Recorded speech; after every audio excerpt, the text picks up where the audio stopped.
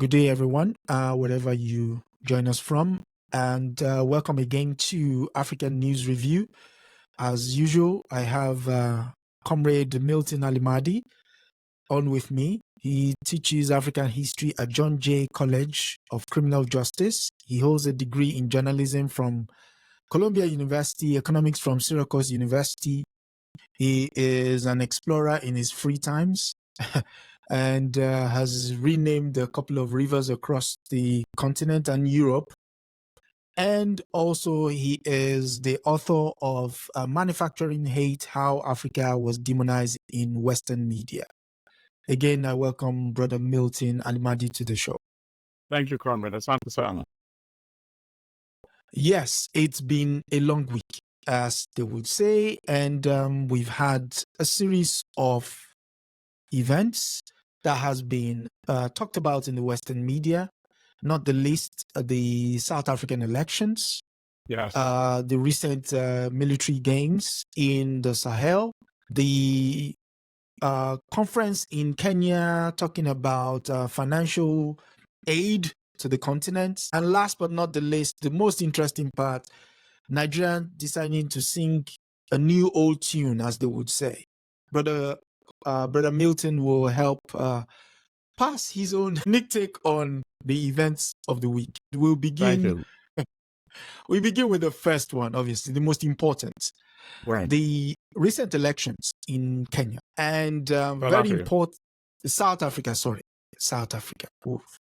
The recent elections in South Africa, and the first one in 30 years, and after the fall of apartheid, obviously, and we go to the Economies for its unique take on what transpired. And let's do this.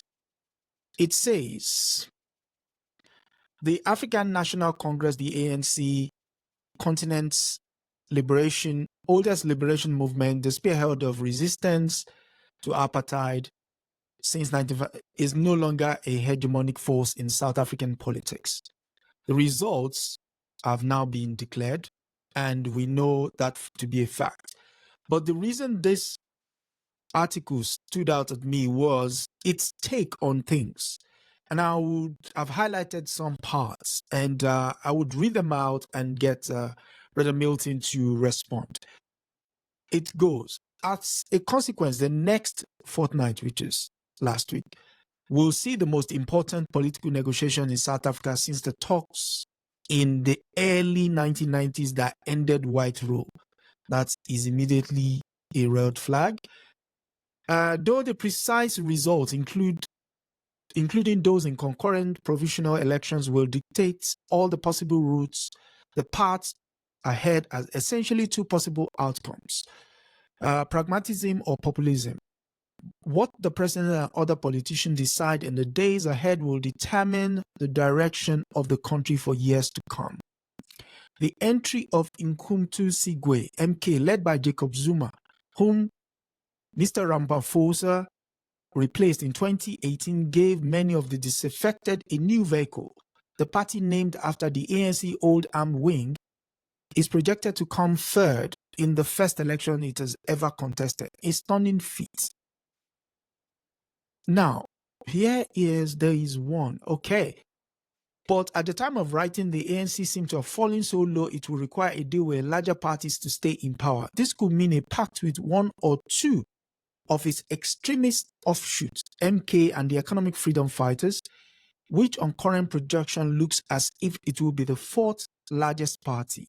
Many moderates in the ANC, including Mr. Ramaphosa, will instinctively dislike the prospect. Now, this is a bit that will get Brother Milton hot under the collar. Another option would be for the ANC to turn to the DA, Democratic Alliance, the country's main opposition party, which is projected to win around 22% of the vote.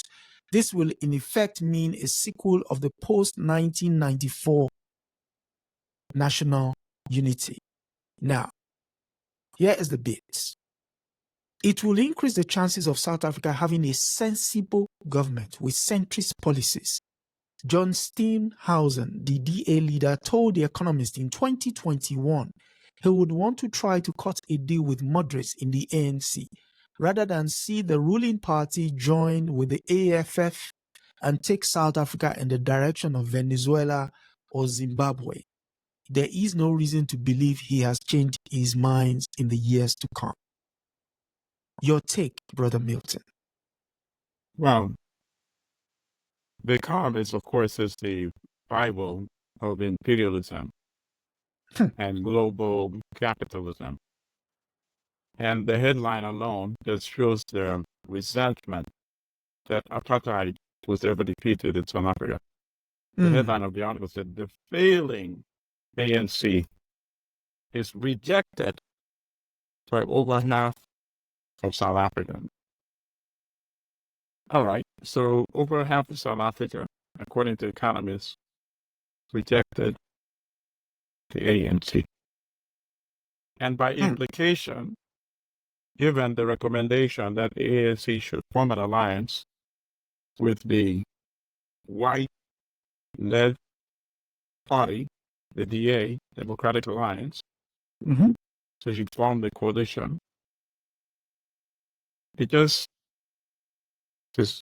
there are many false suggestions and elements in the story. Okay. The primary false suggestion is that the ANC was rejected because South Africans want a government that includes the European-led party. That is the implication. So the implication is that the European-led party must have done very well to deserve those honors and deserve to be embraced by Africans in South Africa. The Democratic Alliance got 22%. In the 2019 election, the Democratic Alliance got 21%. So those who yearn for the era of apartheid, even though they control the finances of the country, they control the major levers of the economy, they control the major private media conglomerate, with all those resources, they were able to expand, broaden their appeal by 1 percentage point. So it's false to suggest that neoliberalism made any gains in this election. Okay. It's completely false. In fact, the headline should be, democracy is working in South Africa. Okay. You have an African country where the democratic structure they adopted after the collapse of the racist system of apartheid, the most fascist anti-democratic system that we had witnessed in the 20th century, was replaced by a democratic structure. Even with all the evils and crimes of the apartheid regime over the decades, Africans have not been vengeful, even though the structures of apartheid still exist. Europeans make up 7.3% of the population but control 72% of the agricultural land. Level of unemployment is 36%. Yet the European unemployment is only 7.2%. Africans are not vengeful. They're not saying, let's tear down this democratic system and let's have a revolution so that we can equalize the economic dispensation in this country. That should be the first thing that the economists should be discussing. The victory of democracy, the fact that Africans are law-abiding, very much law-abiding, given what... You went low there a bit. Second, a main story is that the ANC actually held its ground. If you count the offshoots of the ANC, that the... Yep. Terror. You're correct. Yeah. Anti-West values.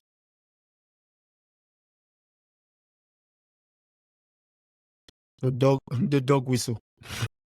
So if you see 40%, the new party of Jacob Zuma, the former president,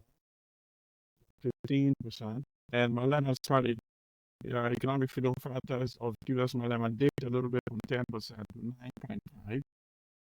if you add all those together, then you see that the ANC has actually the vote that it used to have in the past. It has 40, it has 50, it has 65%, right? Different forms of the ANC, different versions of the ANC.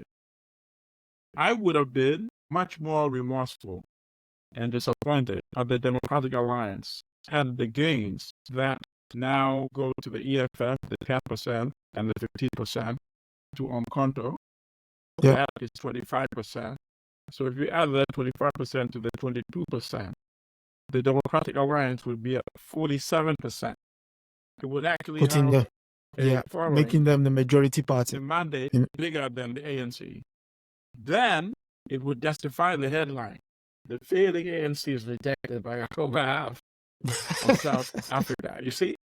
So you have to know how to read these things to expose the deception of the Economist magazine. Okay, so now here's the big question. The big question going forward in the next 5 years, before the next election. What will happen? What will old school ANC do? What will Umkhonto do? Obviously, Jacob Zuma is a senior citizen. I don't expect that he's really going to return to be president in the future. And what will the party that is right now the main part of the youth, the economic freedom fighters, do between these three parties? Correct. It seems that not one of them alone is able to transform South Africa the way it needs to be done. And of course, you're working against entrenched elements who want to hold on to their privileges internally with their supporters overseas, who of course are investors in the mining industry and the stock market in South Africa. So they have the domestic privileged class and the external privileged class. So I don't think the ANC alone will be able to deal with them, the official version of the ANC, or Umkhonto, or the EFF. So they need to decide how they're going to come together and work it out.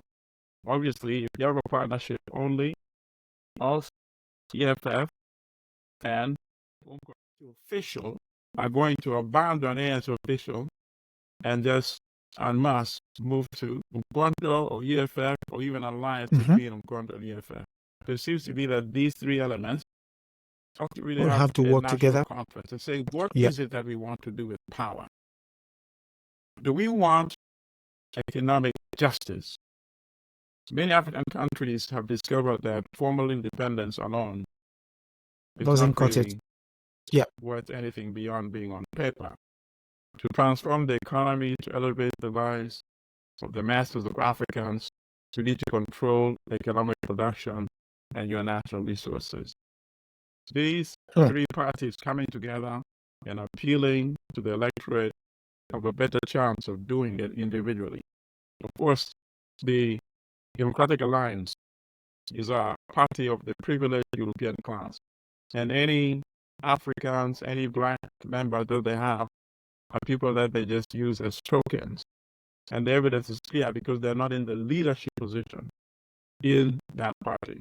So that's my assessment of the election, the results, and that's also my critique and analysis of the economies. The economies yearn for the, good old days of apartheid. Of course, they can't say that.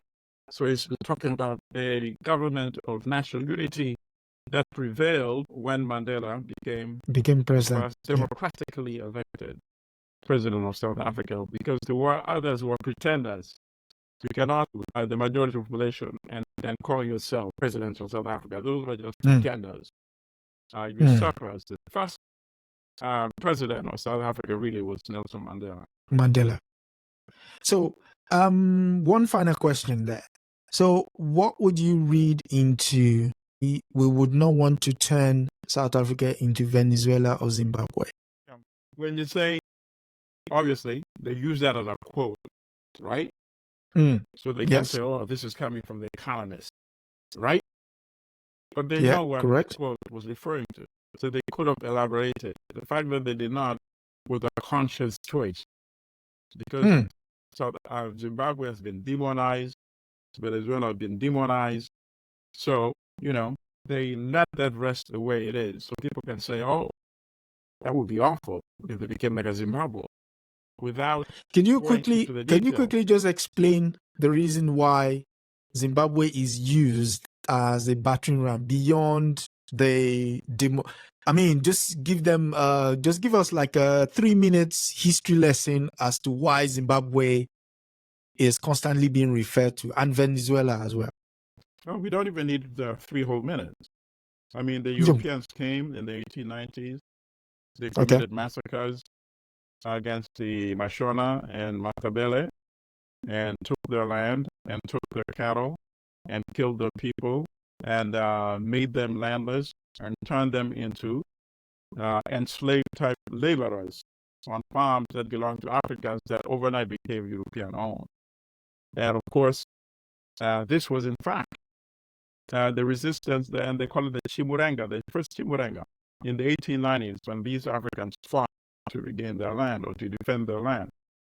Of course, they had some victories, but they had more losses than victories. They did not have the sophisticated weapons that the Europeans had. And ultimately, it became Rhodesia after imperialist Cecil Rhodes, the mass murderer. And the second Chimurenga was when the nationalists, led by Robert Mugabe and Richard Nkomo, led the national liberation struggle, and they defeated Rhodesia's version of apartheid in 1980.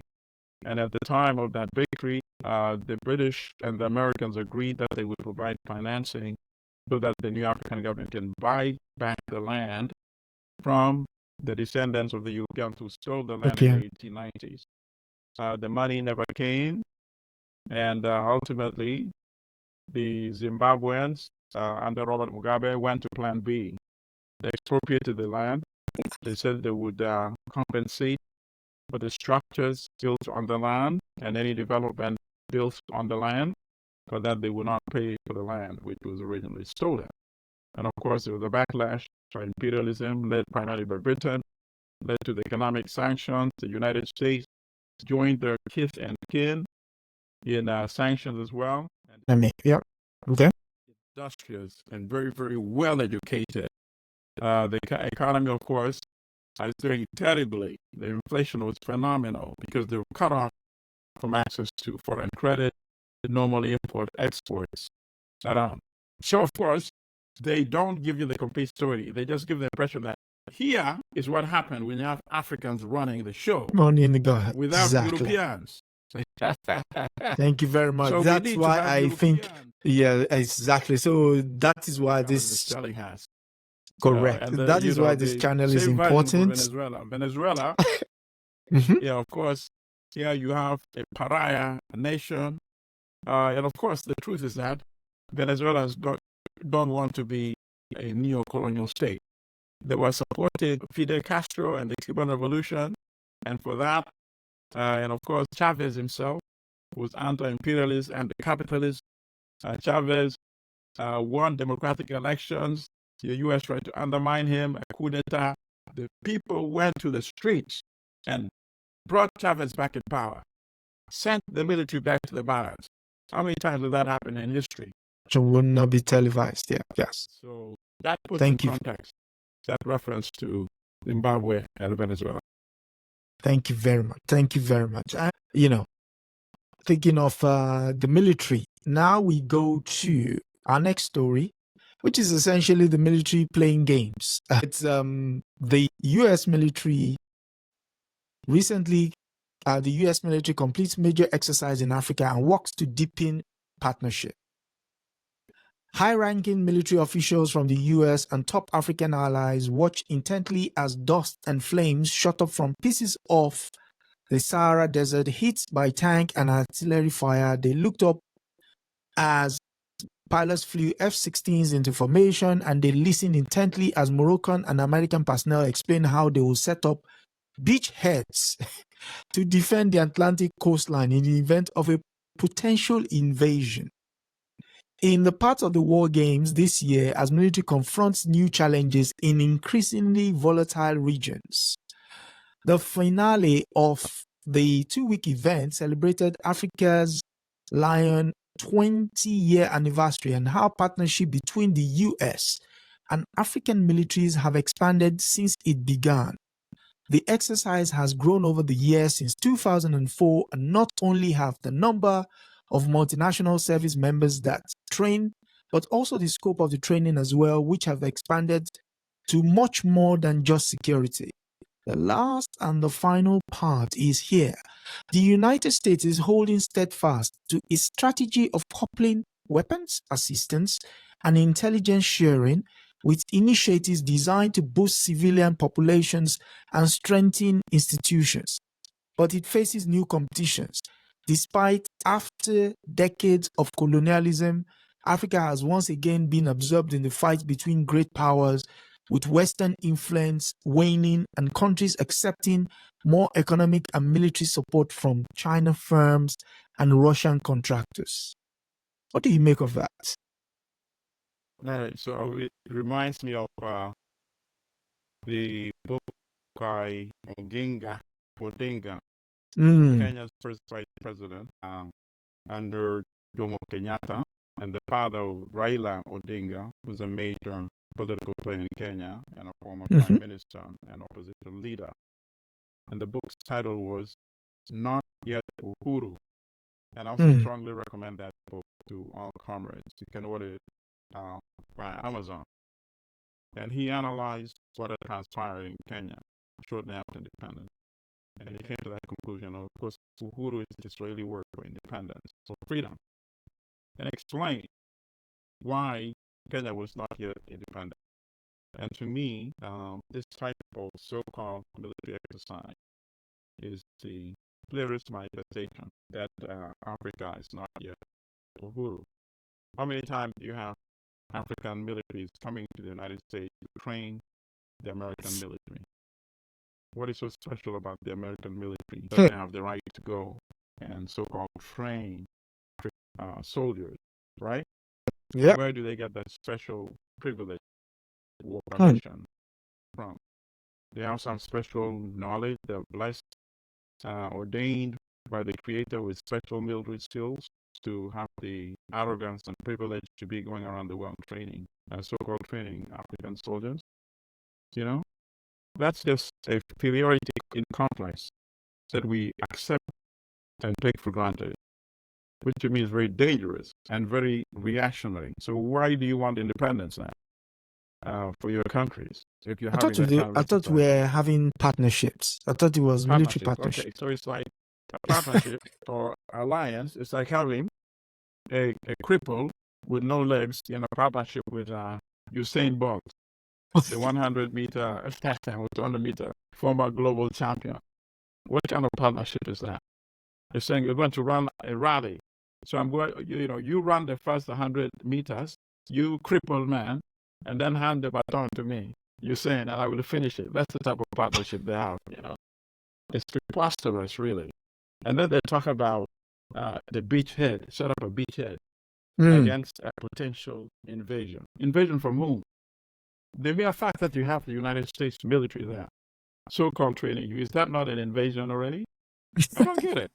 It's preposterous. And of course, the writer is just, a typical neo-colonial type writer, parroting, talking about these scenes in the desert or things blowing up, all that nonsense. There's no analysis at all.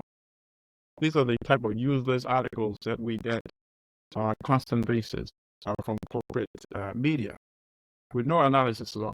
And then, firstly, that sense of, Africans as global beggars just sitting there with their hands open, saying, oh, no, we don't just give them weapons. We actually do things that help build the economy or social services. We build clinics, right? So you build a little clinic there, and you leave a few Advil or aspirins, and then you leave, and that's it, and then you call that economic development, right? It's just amazing. So, one more question in that. And here's the key thing, actually. I'm sorry that I left out. And they talk about that part of the African continent being troubled, right? Volatile. And yet, the writer does not mention a single word the reason why it's very troubled. It was not always like that. It became like that after the United States and its NATO partners went to Libya and destroyed Libya in 2011, killed Colonel No. Gaddafi, Yep. destroyed the government, and dispersed all those arsenal of weapons all over the region. That's not even mentioned in the article. It's just mind-boggling and amazing. But, if we don't have people who critique these types of articles on a show such as the platform that you have, we are victimized on a daily basis by, I call them the weapons of mass deception, which is where the corporate media really are, So you've heard it here. Do hit the like button, subscribe, and share. And so we can get this message out there, because media being one of the sources of control, what's the saying? Mind is a terrible thing to waste. If you're well informed, then you can't be hoodwinked. Malcolm X said, and as to paraphrase also our comrade Chief Biko, yeah, the most potent weapon in the hands of the oppressor, Mm. the control of the minds of the oppressed, Yes. So speaking of the mind oppressed, we'll go to Kenya, Yes. the land of Mr. Odinga again. And there was a now the show is Mr. Ruto, who is also and now a U.S. special ally, non-NATO ally. I don't even know what that means, and the same analogy I just provided applies. Yes. You're saying both electrical. Okay, so here we go. African campaigners demand reform of unjust global system. Very interesting. Africans are being crippled by costly loans and unfair interest rates. Campaigners in Nairobi warned at a key summit this week as they demanded a rebalance of global financing. Africa is at a crucial moment of its development, and Desiree Asagbovu of the One Campaign, a global NGO dedicated to fighting poverty and inequality. High food and energy prices are contributing factors as political instability and climate shocks. Despite this, Africa's Bank, which turns 60 this year, expects growth to start picking up from 2024. Lending bodies such as the World Bank and the International Monetary Fund were created 80 years ago with the post-World War II Bretton Woods Agreement at a time when most countries did not even exist, he told Radio France International. The AFDB, African Development Bank, created in 1963, and its African Development Fund, operational since 1974, are seen as more understanding of the needs of African economies. The One Campaign is calling for that fund to be replenished to the tune of $25 billion. Governments across the continent needs vast resources, says Kenya's President William Ruto at the summit. What say you? All right. So then that is again the same policy that corporate media and imperialism keeps propagating and feeding Africans and non-Africans, by the way, globally. First of all, growth is not the same thing as development. Okay. So you can have economic growth and underdevelopment at the same time. True. African countries can only develop by increasing the margin of profit that they retain from what they produce. And what do they produce right now? Primarily agricultural so-called raw materials. They also produce natural resources such as products. They also produce mineral resources such as metals, gas, petroleum, and so forth. Right? Yep. So currently, all of those products are sold at a fraction of their value to the industrialized countries that then use those resources to use in factories to manufacture products that are not manufactured in African countries, such as automobiles. Somebody might say, wait, but South Africa, Nigeria, a few of these countries produce automobiles. No, they're assembled. They're They assembled. don't manufacture from scratch. Ford does not import the elements that go into their vehicles from foreign countries, right? If Well, they do, it's just because of cheap labor, and it will be minor parts, right? The major component are built by the well-paid unionized workers at all these automobile plants in Detroit, right? And then they sell these products from all these industrialized countries, whether from North America, whether from Europe, whether from Japan, and now, of course, from China, sell it back to Africa at prices that are grossly exponentially multiplied relative to the raw materials that in most cases come from Africa. So that's one thing they need to do. Retain the higher proportion of the profit, number one. Number two, they need to actually manufacture the products that they now import from industrialized countries within Africa. And of course, the continent has a population of 1.3 billion people. The continent, if they traded amongst themselves. what?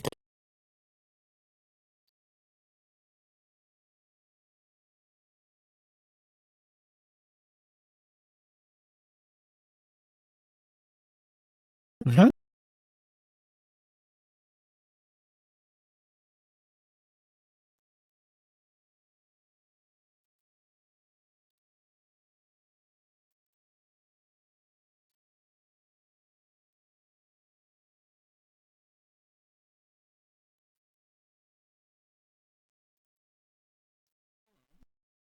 The interest rates and the cost of credit so that we can borrow more money to continue exporting raw materials to the industrialized country, right? So that is like somebody going to their bank and saying, please cancel some of my credit card debt, lower the interest rate, and then the bank accepting, and then you continue consuming, and then you build up the debt all over again. So you're in a cycle, you're not developing. Okay, so let me explain the part when I said growth does not equal development. Development implies and involves structural changes. It involves the cocoa. I don't know what they do in terms of cleaning the cocoa, the processing, and then taking the beans, the drying, drying, and whatever else you do with it, and then ultimately feeding it in a factory in Ghana or Ivory Coast. Uganda also produces some cocoa in Uganda, and then when it comes out in the form of chocolate. It's well packaged, and then you sell that either domestically. I don't know, myself, I'm not a big fan since sugar is not such a good thing, but this is a multi-billion-dollar industry. You sell it either domestically in Africa, or you export it to Europe, you export it to Asia, export it to North America, and now you're getting real money. If you go to a Whole Foods and you see, or you go to a specialty chocolate store, you see these tiny boxes, well packaged, just $50 for a tiny box, a larger box, it's $100.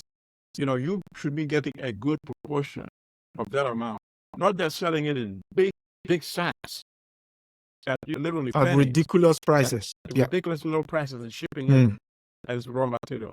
So that is what you get. But here's the misleading thing when they talk about growth. When they say growth is about to resume in 2024, it's meaningless. What has historically happened is that sometimes the demand for cocoa, the demand for tea, the demand for coffee, the demand for these raw materials appreciates. So when it appreciates, it means the price goes up. It means now each one of these dependent African countries are getting more revenue for the same as a result of that demand that they're producing. So then when they add up the stats at the end of the year, there was economic growth. It's nonsense. It's not growth, because within a year or two, the prices are going to collapse again. So you are constantly dependent on the ups and downs of the market. In order to have growth, real growth and development, you need to industrialize. So that is the only solution for Africa. That's not the discussion they're having in Nairobi. You know, they're having a begging discussion. Please, please, please lower the cost of credit for us so we can continue running our dependent structural economy and exporting raw materials to the rest of the world. It's a useless conversation. And I also like to add, there was the talk of Bretton Woods there. For those who are not unfamiliar, the Bretton Woods Agreement was essentially the meeting between Winston Churchill and Mr. Roosevelt, then U.S. President. What was the talk about? It was about how to move away from the constant need to revert to war. So, in order to do so, certain organizations came into being. The League of Nations at the time morphed into the United Nations. That was in 1945. The World Bank came into being 1946. The IMF 1947. The General Agreements on Trade and Tariffs, which will eventually become the World Trade Organization, came into being in 1948. In order to lock all of this into play, you had a governing body, which was the North Atlantic Treaty Organization. So when Brother Milton said earlier that they sat there while they were bombing the deserts and what have you, that is effectively saying this is who we have to control the entire system. If you get out of line, this is who will spank you back into position. So again, and that's an important part because this is not sadly not taught enough in schools, even in the West, in the industrialized countries, and of course not in our African countries. It is a global system that exists, which existed for at least 5 centuries. Correct. A global system. It is out here and there, but it's the same global system that started with enslaving Africans. That is the best way to extract the total value. You know, all the profits that each African would have generated for himself or herself, producing on their own farm or what have you in an African country, is removed and transferred to the European who now, quote unquote, owns this individual. When that system ended, because it was slowing down the growth of capitalism, because now you need people to work in factories. And you can't have them in factories if you have them on the plantation at the same time. So they ended the old style slavery and introduced a new form of slavery, which was, of course, of colonialism. You know, they work on your European plantation, the land you took away from their ancestors, but then they go back to their small so-called huts and come back in the morning to continue working for you. You're exploiting them. You left. You gave them so-called independence. You continue exploiting them. And now you have the organization that we just mentioned. Yeah. The World Bank, the IMF, the WTO. WTO. They regulate the cost of capital. And one of the conditions they give you to borrow money is that thou shalt not industrialize. Imagine. Yep. Because how can they allow you to compete with them? You see how they go head to head with China, right? Yep. Because China has emerged as a global power, exporting manufactured products all over the world, cutting into markets that used to be the exclusive domain of the imperial power. So you think they're going to help create another China in Africa? You must be out of your mind. Which was the argument of Brother Walter Rodney in his book, How Europe Underdeveloped Africa. No, really. I think we're out of our minds to think that imperialism is going to aid you into becoming another China so that you can cut into the profit margin. It's preposterous. Logic alone will tell you.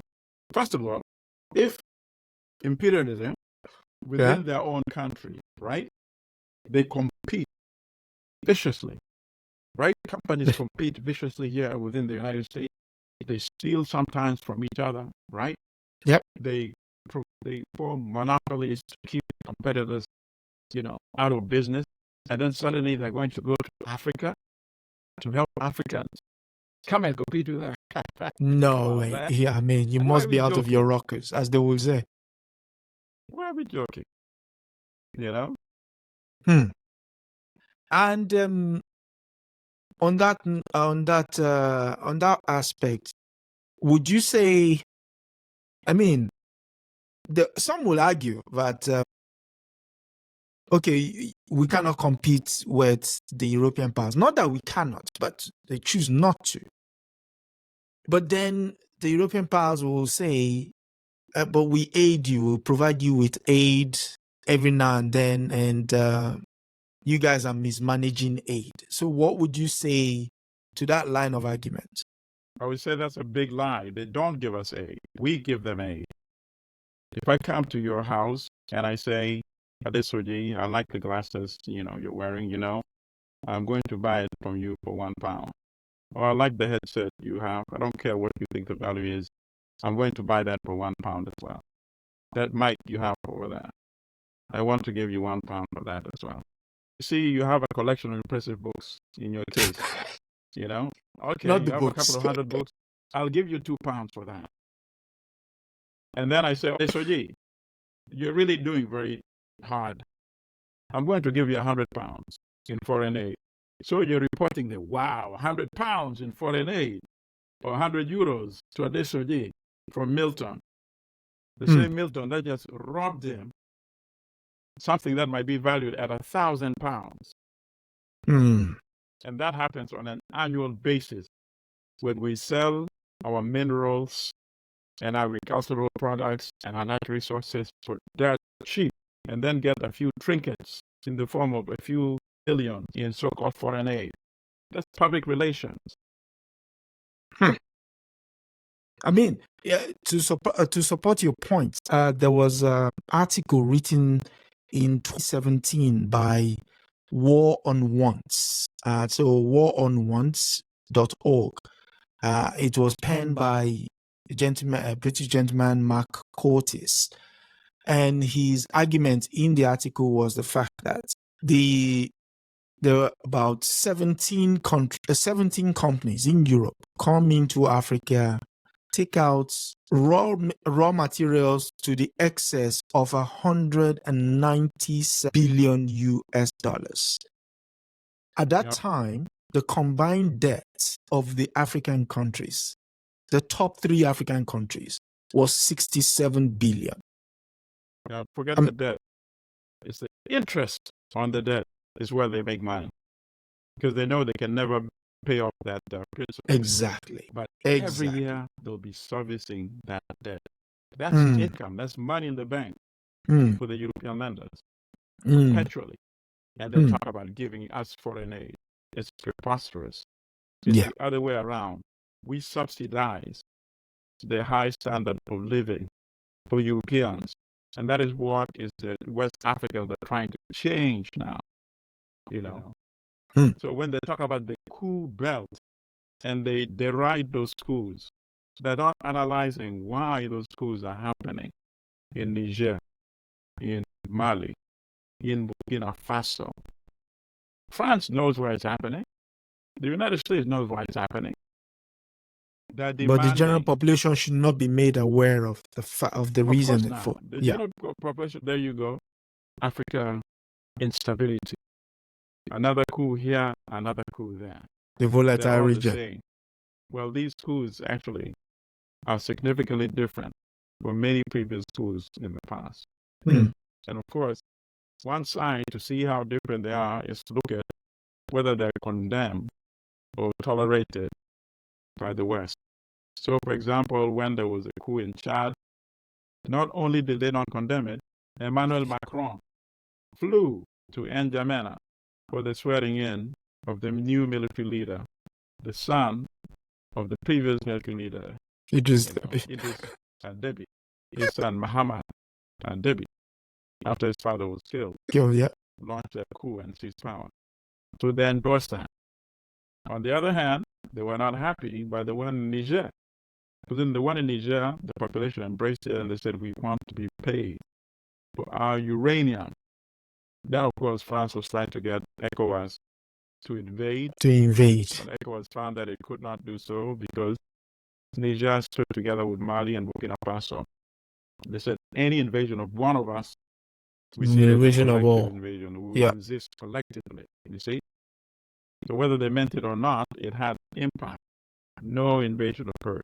These are the kind of transformations that are going on in Africa. Africa is demanding equitable returns on their resources. And that's the path we need to take. And we can do it. Of course, we can develop. They need us more than we need them. But it's the mindset that's been colonized. We need to decolonize our mind. Sankara was doing a very brilliant job in that. Burkina Faso, he released the intellect and creativity of his citizens. He released neo-colonialism from their mind. He said you can actually create and produce for yourself. You can be independent, and improved it. They used to import food. Within 3 years, they had food self-sufficiency. These are the kind of approaches that every African country needs.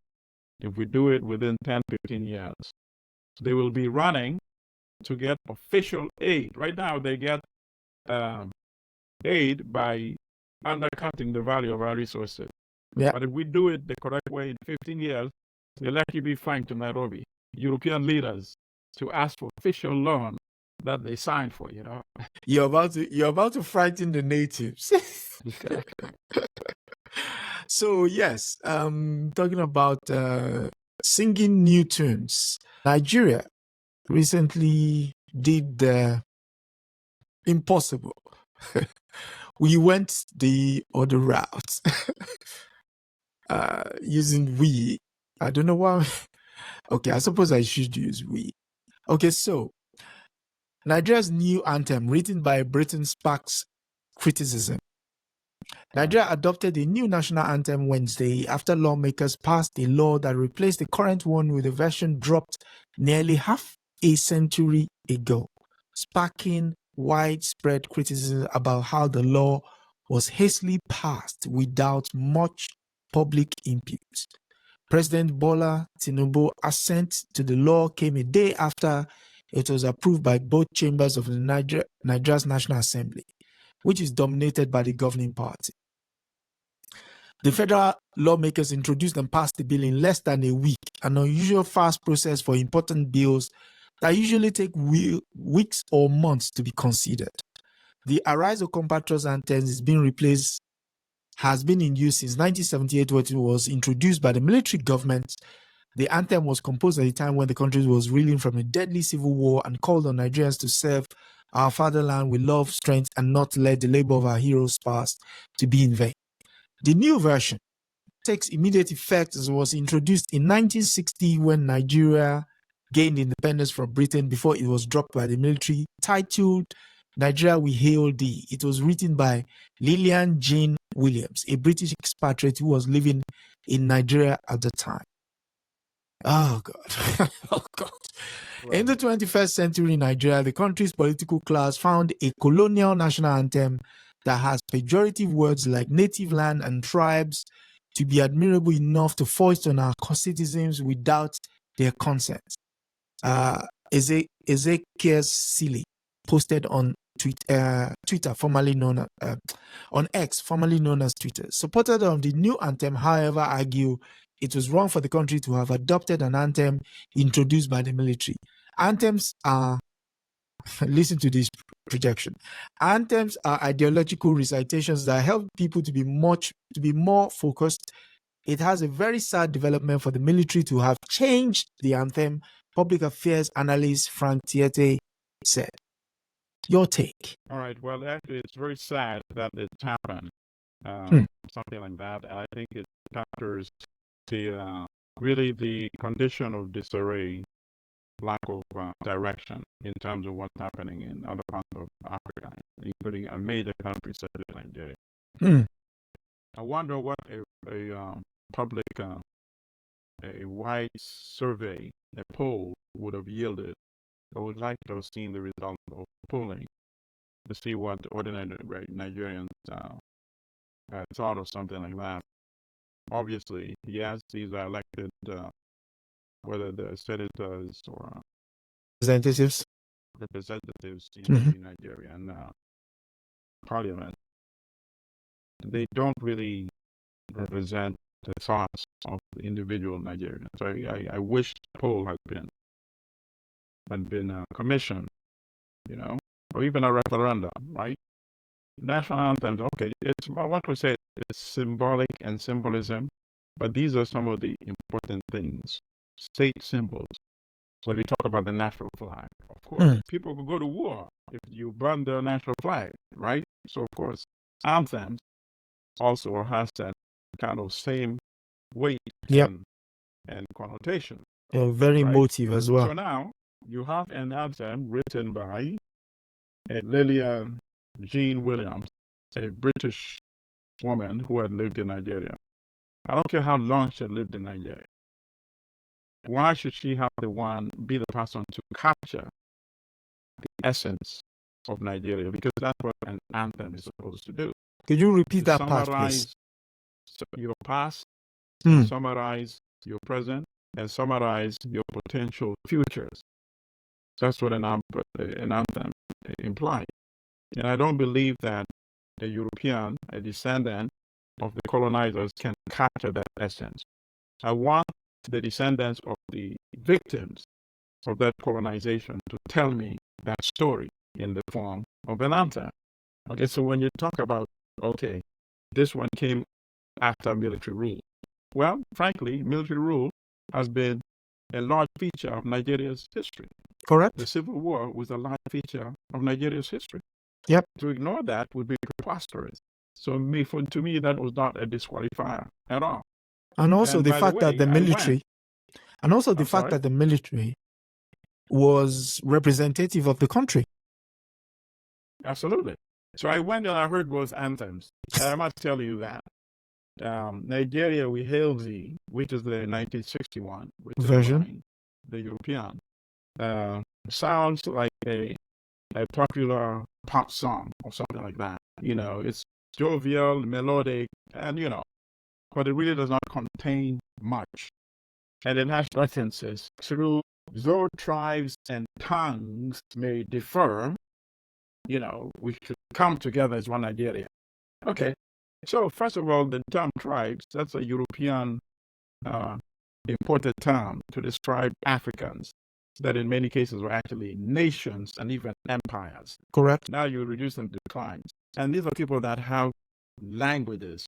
You reduce them to tongues, which, they like saying, vernaculars or something like that. So to me, that is actually sort of a neo-colonial anthem compared to Arise or Compatriots, which was trying to capture the reality of the history that had transpired in Nigeria since former independence from Britain. So I hope it is reversed, and perhaps a future parliament will indeed reverse it in Nigeria. Yeah. And also, to put a final note on it, I remember being in university in Nigeria, and when we sang the old anthem, it was usually to denote the fact that the country was acting like a neo-colonial state as a revolt. So now imagine, you now revert back to the same anthem that we used to critique the country. What you're now confirming? You're now confirming that parliament is not made up of Thomas Sankaras, is what exactly. I can tell you. Exactly. And it was, when I thought maybe it was a joke. But to understand, when you brought it up as a topic for discussion, I really thought you were joking. I had to go and research and go and hear both versions of the anthem myself, which I did. So for me, as Rodney once said, the things that happen in Africa, don't shock me anymore. So I can't say. Of course, I'm disappointed, but I'm not shocked. But this is the country that is supposed to be one of the movers and shakers on the continent. You would, with the greatest of respect to everybody else, you would least expect this. Listen, those are my sentiments. I think Nigeria, is generally letting us down. It is Nigeria that should be providing us with the examples of Thomas Sankara, not tiny Burkina Faso. Because coming from a large country like Nigeria, the impact could be such more encompassing for the entire African continent. So, but I'm glad we need to critique things like this because it begins with seeing such as this. Yes. And the mindset. Yes. But I'm very hopeful as African people.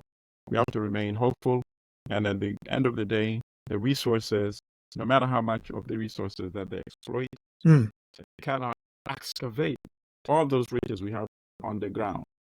They cannot carry the abundant land that we have and transport it to Europe. They may colonize some African reactionary minds to work as their agents, but those days are becoming much more difficult as we're seeing in West Africa. And that's what we should continue doing.